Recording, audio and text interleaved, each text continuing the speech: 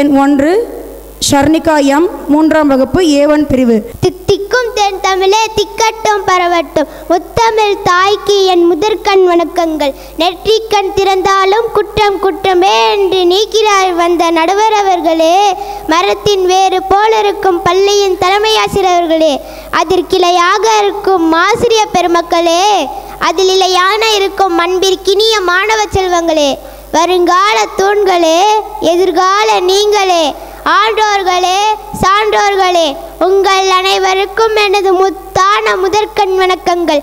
தலைப்பை புரிந்து பேச்சிலேயே தரப்போகிறேன் ஒரு நல்லதொரு விருந்து. எனக்கு வாய்ப்பளித்ததற்கு நன்றி கூறி உரையாட துவங்குகிறேன். நான் பேச எடுத்துக்கொண்ட தலைப்பு வாழ்க்கை வரலாறு கதாபாத்திரம் அறிவு கடல் எளிமையின் மகுடம் ஈஸ்வர் சந்திர வித்யாசாகர். வங்காளத்தின் புகழ்பெற்ற அறிஞராக திகழ்ந்தவர் ஈஸ்வர் சந்திர வித்யாசாகர்.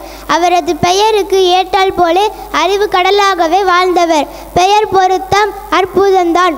உடைகளில் எளிமை, எண்ணங்களின் உயர்வு, லட்சியங்களின் பொருத்தன்மை ஆகியவை அவரது பண்பு முத்திரைகள். தேசிய ஆடையில்தான் அவர் எப்பொழுதும் காணப்படுவார். பிறப்பும் தொடக்கநிலை கல்வியும் வங்கத்தில் பிசிங்கா என்று அழைக்கப்படும் கிராமத்தில் ஏழை அந்தன குடும்பத்தில் இவர் பிறந்தார். 9 வயதில் பணியால் உடன் வர தந்தையும் மகனும் கல்கத்தாவுக்கு நடந்தே சென்றனர். பிசிங்காவிலிருந்து கல்கத்தா 19 மைல்கள் தொலைவில் இருக்கிறது. போகும் வழியில் 19 என்ற எண் மைல்கள் சிறுவனின் கவனத்தை ஈர்த்தது. ஏன் அங்கே வைக்கப்பட்டுள்ளது என்று சிறுவன் தந்தையிடம் கேட்டான். கல்கத்தா நகரம் இன்னும் 19 மைல்கள் தொலைவில் இருக்கிறது என்பதை அந்த கல் குறிக்கிறது என்று தந்தை விளக்கினார். எண்களை அறியாத அந்த சிறுவன் 19 என்ற எண்ணை கற்றுக்கொண்டான். பெண்கள் வீட்டு வேலைகளை பார்ப்பதற்காக வீட்டில்தான் இருக்க வேண்டும் என்று தந்தை சொன்னார். கல்வி வாய்ப்பையும் முன்னேற்ற வாய்ப்பையும் பெண்களுக்கு தடை செய்வது நியாயமல்ல என்று ஈஸ்வர் உணர்ந்தார். ஆசிரிய தொழில் கோட்டை வில்லியம் கல்லூரியில் அவருக்கு வேலை கிடைத்தது.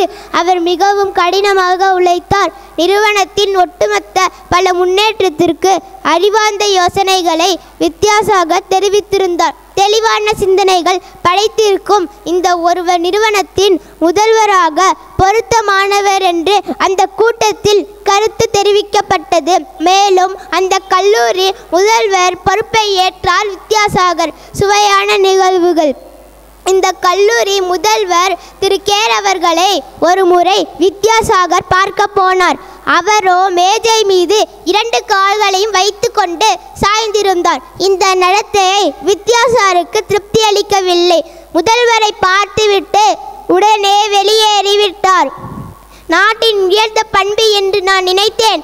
இதுதான் பண்புகளை கற்றுத்தரும் வித்யாசாகரின் தனி வழி போலும் என்பது ஆங்கிலேயரின் அறிவுக்கு எட்டியது.